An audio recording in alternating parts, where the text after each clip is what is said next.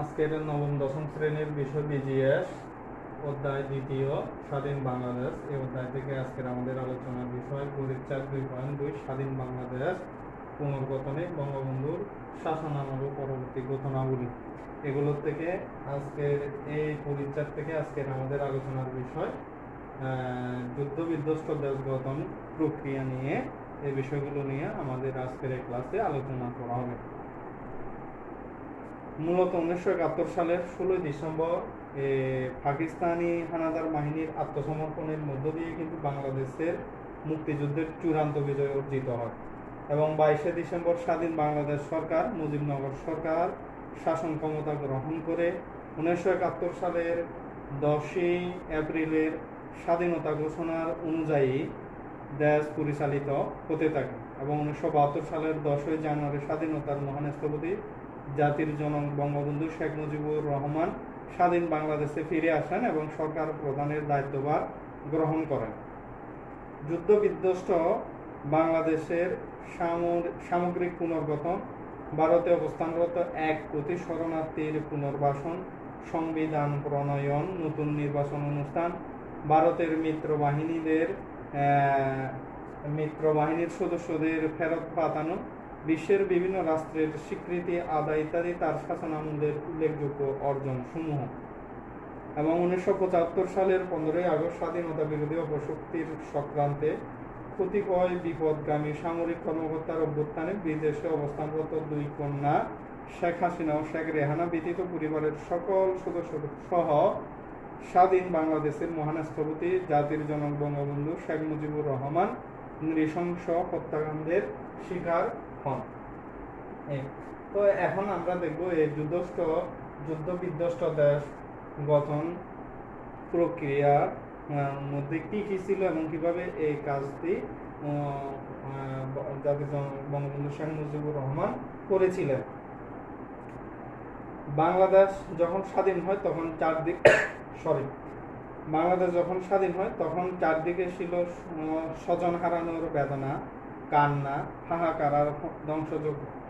অসংখ্য রাস্তাঘাট, পুল, কালভার্ট, কারখানা, নৌবন্দর, সমুদ্র বন্দর ছিল বিধ্বস্ত। জাতীয় কোষাগার ছিল অর্থশূন্য। স্বাধীন বাংলাদেশে ছিল না কোনো সামরিক বেসামরিক বিমান। 30 লাখ শহীদের প্রাণের বিনিময়ে অর্জিত বাংলাদেশে 1 কোটি শরণার্থীর পুনর্বাসন, গ্রামগঞ্জের লাখ লাখ ক্ষতিগ্রস্ত বাড়িঘর পুনর্নির্মাণ, সর্বোপরি 7.5 কোটি মানুষের অন্ন, বস্ত্র, চিকিৎসা ও বাসস্থানের চাহিদা পূরণ ও আইন শৃঙ্খলা পুনঃপ্রতিষ্ঠা ছিল সদ্য স্বাধীনতাপ্রাপ্ত দেশের জন্য বড় একটি চ্যালেঞ্জ। এবং যুদ্ধ বিধ্বস্ত স্বাধীন বাংলাদেশ পুনর্গঠনের দায়িত্ব নিয়ে শুরু হয় বঙ্গবন্ধু শেখ মুজিবুর রহমানের শাসন আমল। এরই প্রেক্ষাপটে যুদ্ধ বিধ্বস্ত দেশে পুনর্গঠনের মতো কঠিন দায়িত্ব পালন করা ছাড়া 1972 থেকে 1975 পর্যন্ত বঙ্গবন্ধুর শাসন আমলের যে উল্লেখযোগ্য অর্জনগুলো আমরা দেখতে পাই, এগুলো নিয়ে এখন আলোচনা করব। এগুলোর মধ্যে প্রথমে আমরা দেখতে পাই নতুন সংবিধান প্রণয়ন ও কার্যকর করা। 1972 সালের 11 জানুয়ারি রাষ্ট্রপ্রধান হিসেবে বঙ্গবন্ধু শেখ মুজিবুর রহমান অস্থায়ী সংবিধান আদেশ জারি করেন এবং 10 এপ্রিল গণপরিষদের প্রথম অধিবেশনে 34 জন সদস্য বিশিষ্ট একটি খসড়া সংবিধান প্রণয়ন কমিটি গঠিত হয়। এই কমিটি 12 অক্টোবর খসড়া সংবিধান বিল আকারে গণপরিষদে পেশ করে এবং 4 নভেম্বর উক্ত সংবিধানে গণপরিষদে গৃহীত ও 16 ডিসেম্বর থেকে তাকে বলবৎ করা হয়। এই সংবিধানের মূলনীতি হলো গণতন্ত্র, সমাজতন্ত্র, ধর্মনিরপেক্ষতা ও জাতীয়তাবাদ। সংবিধানে সার্বজনীন ভোটাধিকার, মৌলিক অধিকার, ন্যায় বিচার সহ জনগণের সকল রাজনৈতিক, অর্থনৈতিক ও সামাজিক অধিকারও স্বীকৃতি দেওয়া হয়।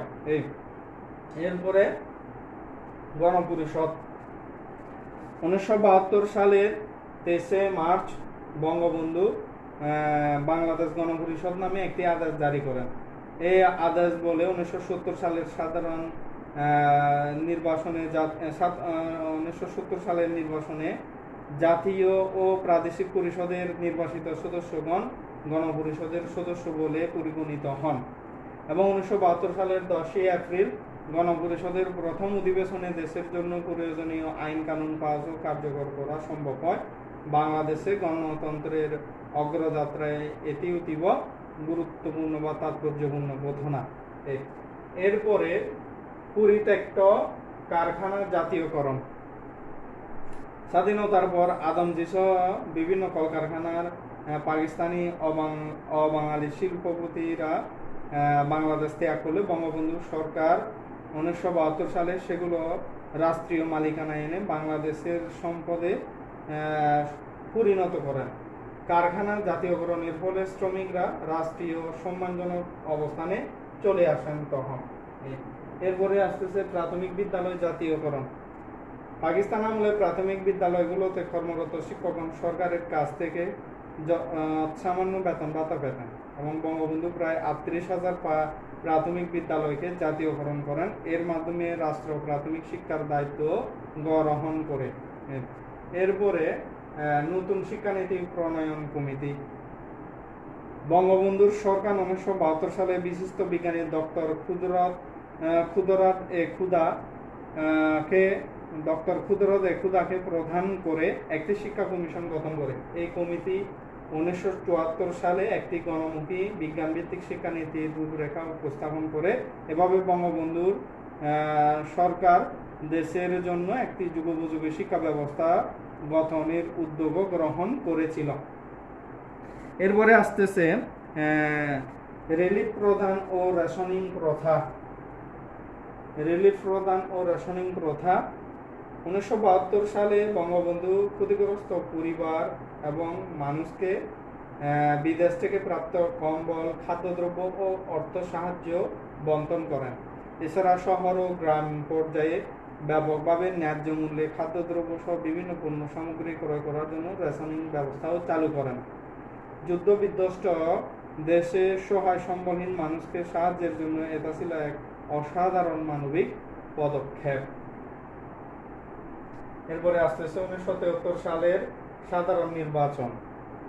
1973 সালের 7 মার্চ বাংলাদেশে প্রথম সাধারণ নির্বাচন অনুষ্ঠিত হয়।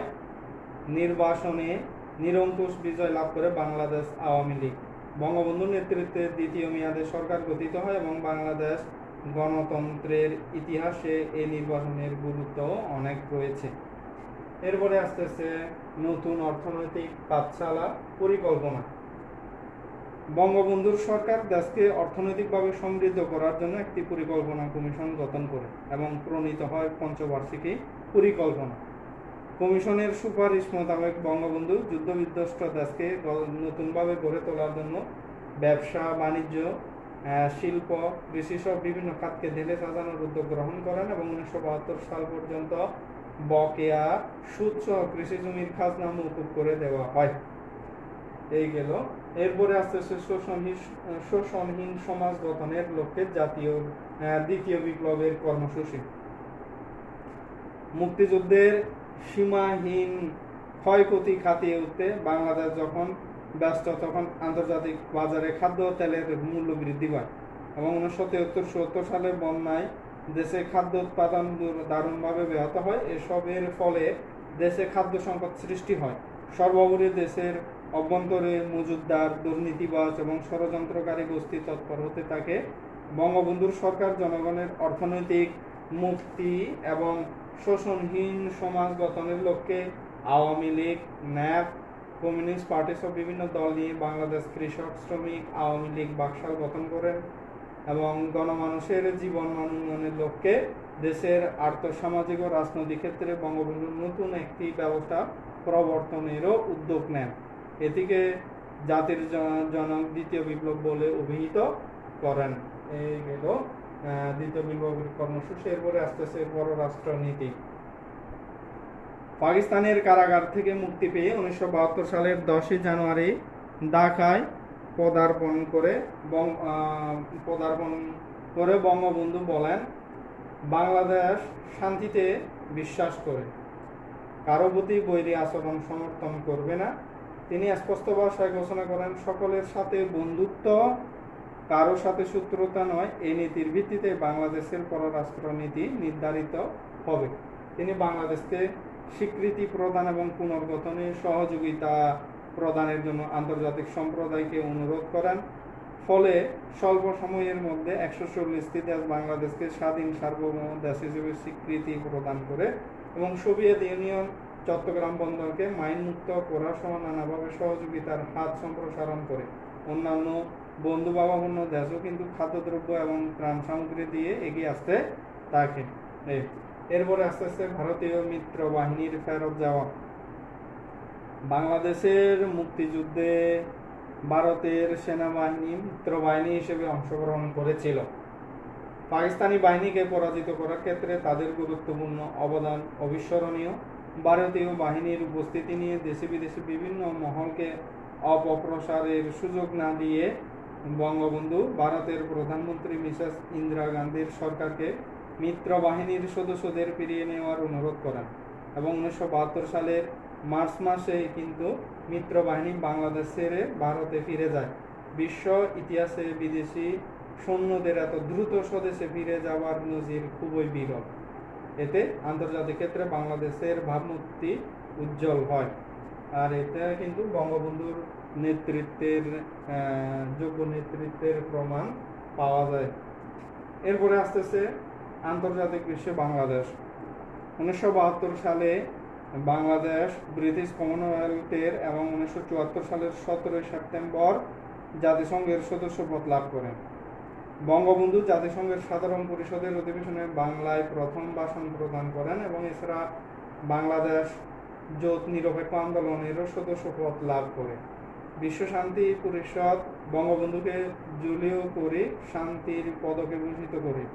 বঙ্গবন্ধুর সময়ে বাংলাদেশ আন্তর্জাতিক অঙ্গনে সম্মানের মর্যাদা লাভ করে।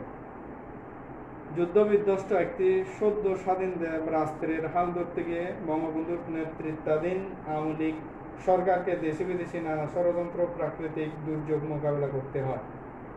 এর মধ্যেও স্বল্প সময়ে সরকার বিভিন্ন ক্ষেত্রে উল্লেখযোগ্য সাফল্য অর্জন করতে সক্ষম হয় বা হয়েছিল। এই হলো যুদ্ধবিধ্বস্ত দেশ পুনর্গঠনে বা গঠন প্রক্রিয়ায় বঙ্গবন্ধুর অর্জন সমূহ। আজকের ক্লাসের মধ্যে আমরা জানলাম পরিচয় 2.2 থেকে বাংলাদেশের যুদ্ধবিধ্বস্ত দেশ পুনর্গঠনে প্রক্রিয়ার মধ্যে বঙ্গবন্ধুর অর্জন সমূহ কি ছিল এই বিষয়গুলো নিয়ে আমরা জানলাম এবং এখান থেকে আমাদের যুদ্ধবিধ্বস্ত দেশ পুনর্গঠনে বঙ্গবন্ধুর অবদান বা বঙ্গবন্ধুর গুরুত্ব, যুদ্ধবিধ্বস্ত দেশ পুনর্গঠনে বঙ্গবন্ধুর গুরুত্ব ব্যাখ্যা করো, বিশ্লেষণ করো, এই ধরনের করে প্রশ্ন হতে পারে এইভাবে। কিন্তু তাহলে এই পয়েন্ট যেগুলো বললাম পয়েন্ট আকারে এই বিষয়গুলো সব থেকে তোমরা আরো ভালো করে পড়ে নেবে, যাতে এরকম করে প্রশ্ন আসলে তোমরা যেন উত্তর দিতে পারো। তাহলে এই পর্যন্ত।